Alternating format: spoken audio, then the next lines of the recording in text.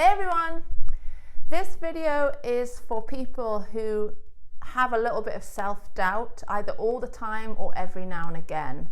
And what I want to say to you is I totally understand.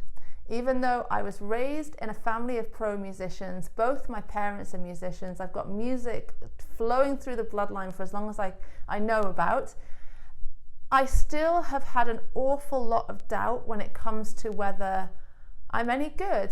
And it's taken me many, many years to realize that I have something that is unique to offer, because we all do, right? And that what I have to offer is really, I think, good. Not everyone will get what I'm doing musically, and they don't have to get what I'm doing musically, because we're all different and we all love different types of music. But the right people will understand my music. And what I want to say there is, it's really important that when those moments of doubt creep in, that you don't throw in the towel. And this is where a positive mindset comes in. My voice just went there.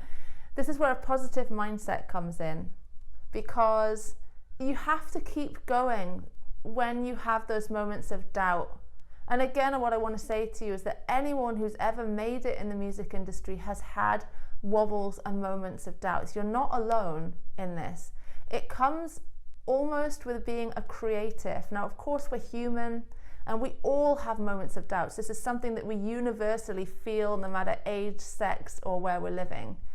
But as a creative, and especially as a songwriter, generally speaking, we tend to be a little bit more sensitive and we feel things a bit deeper. And as songwriters, we tend to be observant as well. And when you're observant, you're kind of aware of a lot that's happening that other people just don't notice. And so you have a kind of understanding about the world that might not be understood by people who don't really notice what's going on around them and are just kind of living from a sort of one-dimensional perspective. And I would like to encourage you, when you do have these moments of doubt, to remember why you're in the music industry and to list things that you really like about yourself.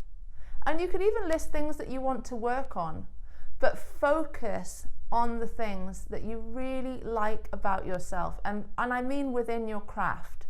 If you're having just a general life wobble, then list everything that you love about yourself. But if not, just focus on things like, for example, mine would be I can sing. That's one of my things, and I can write songs, and I write unique melodies, and I tend to have a lot of unique song ideas, and so that's something that I could put on my list and really keep that list to hand for those moments when you need it.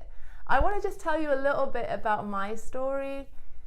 I've always been someone who gets really nervous performing live, and I think it just came from that feeling of, I'm going to get vulnerable with you here, I'm a little bit out the box, shall we say, in personality. I'm not your everyday Joe, as it were, and I was always very self-conscious of that I was different. I'm tall, I'm 5'11", and I'm a little bit, quirky, I guess. And so when I got on stage, I thought people are just gonna judge me, and then they're just gonna, see me for being this, oh gosh, who's she? She's really weird. And what it took me years to realize is that I actually like being a bit weird, if that's the word you want to use for it. I call it being unique, and I think being unique is awesome.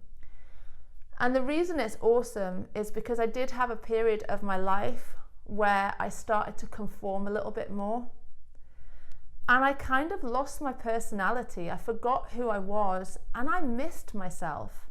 And that really taught me a valuable lesson, that it really doesn't matter what people think about me. It's more what I think about me. And that applies on stage. Now, of course, you want to put on the show because people are paying money for a show. They're paying money to be entertained and to feel something. And you want them to continue to pay money and support your artist career. You want them to start investing into you as a person, emotionally and with their pocketbook. However, it's this fine balance between going, you know, if they don't get who I am, I'm not going to worry myself too much about it. And there will be people who really get what you're doing, and there'll be people who really don't get what you're doing, and it's all totally cool. It's fine. When you look at it from that perspective, it might really hurt your feelings at the time, but in the sort of grand scheme of things, it's really fine. You will find the right people who appreciate your music. Likely you will. There are never any guarantees, there are no promises. I can't sit here and promise you this, but likely you will find people who appreciate your music. And you might find 500 people who appreciate your music, or you might find 5 million. It's different for everyone, and it really depends on a lot of different factors. I also want to share to you something that happened to me when I was in my early 20s, and I had my confidence greatly knocked by a relationship, and it was very, very difficult because I got myself into a bit of a spiral when it came to relationships, and I started to focus on things that weren't relevant to who I am as a person. I started to focus a lot on other people and pleasing other people. And what I learned from that experience is that it's wise when you're in that situation to bring the attention a little bit more back onto yourself. This comes back to, you know, the naysayers and things. It's wise to just remember who you really are. And if you're still discovering who you are, that's completely cool too. But just be on that journey of discovery for yourself. And please don't worry too much about what those people over there are thinking. What happened to me was I had this experience, and it knocked my confidence to the point where I went from being a lead singer to singing backing. I actually took a little break. I took about a year break from music in my early 20s. And I was still writing and I was still part of the music industry, but I wasn't performing as an artist. And I had somebody that I'd gone to college with who was a blues singer, is still a blues singer. And she invited me to sing backing vocals for her. And it was kind of, you know, this step into the music world again, and me as a performer. And I would just sing maybe, it wasn't very many songs at the time, it was maybe 3 or 5. At the end of her set, I would come on and I would sing my backing vocals. But I was so nervous that I had to wait outside of the venue because I couldn't sit and watch her perform and watch everyone in the audience knowing that I had to get up on the stage. And that was annoying. At the time, I was so nervous. But what would happen is I'd get up on stage and people loved it. And I guess what I'm saying is that this is a journey that you are on. Now, there are some people who love being on stage, and my goodness, do they love being on stage. And you might be one of these people watching the video where when you're on stage, you are it. Hey, give me that light. Come on, I'm ready for it. And I love and adore you. Please carry on doing your thing and enjoy your life. Please carry on doing that. However, some of us are not like that, but it doesn't mean that we're bad performers, and it doesn't mean that we can't learn our craft and overcome the things that hold us back. And that's what happened to me. I went from singing these 3 to 5 songs at the gigs with my friend who was a blues singer to actually being in New York performing. And New York was scary when I got there. I walked out from Union Station, I don't know if you've been, but Union Station, and I came up through the subway and I just looked at all of the buildings and they were so high, and I thought, I was on my own, I'd gone on my own to challenge myself. I did have someone I was going to stay with, but they weren't around. It was more, you know, I'll see you for dinner one evening, but you can use my apartment. And it was overwhelming and it was scary, but my goodness, am I proud of myself for doing it. And what I ended up doing was I ended up getting up at some open mics, and I ended up meeting some musicians, and I actually ended up joining one of their shows. Just because I put myself out there. And this is what I was saying in my naysayer video about creating your own luck. Sometimes when you take that leap of blind faith, good things come. And I'm not saying that good things will always come. This is life we're talking about. Sometimes there's going to be some really hard things. And I had some really hard things too. And I don't want to sort of lead you down the garden path. But what I want to say is that it really takes you to step out of your comfort zone to achieve this dream. And it's something that you really have to be willing to do or just work towards it. So if you have had your confidence knocked or you're naturally shy, please know that this is something that you can build up again. And I encourage you to do it. Get out there and do some shows. Get out there and learn your craft. Hone in on your craft. If you're someone who is more like I was talking about earlier, where you're just really happy on stage, I love doing this at the moment, don't I? And you know, hey, it's all about me. That's totally cool.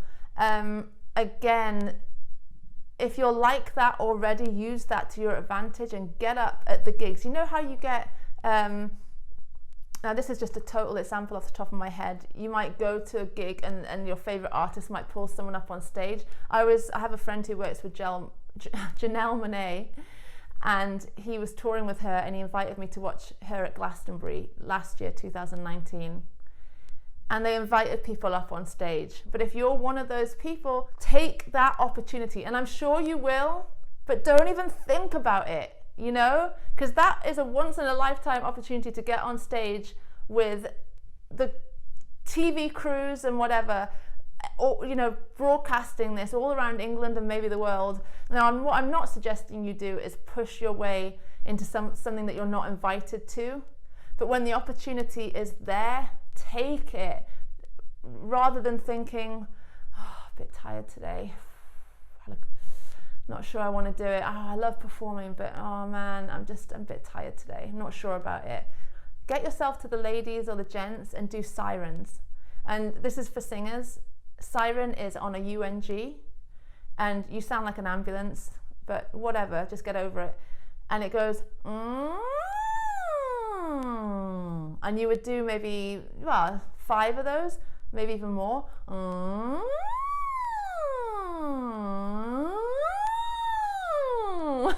You don't have to do the sway, that's just what I do. Because it's the quickest thing that will warm up your voice, is by doing that. And so it's good to go on stage with a warm voice, right? But you might not always have the opportunity to do that if you didn't know you were going to have to sing that night. So that's what I would suggest. Get into the toilet somewhere and start doing a little bit of a vocal warm up your body, do some shoulder rolls or whatever else, warm up your diaphragm on some like this, some of those. I'm going to teach you all of this in some vocal lessons later on. And take the opportunity. For everyone watching this video, I encourage you to take opportunities and create your own luck. You never know who's going to see that. It could open doors. And if it doesn't open doors, you've just got more experience to add to your gig resume and your performance resume.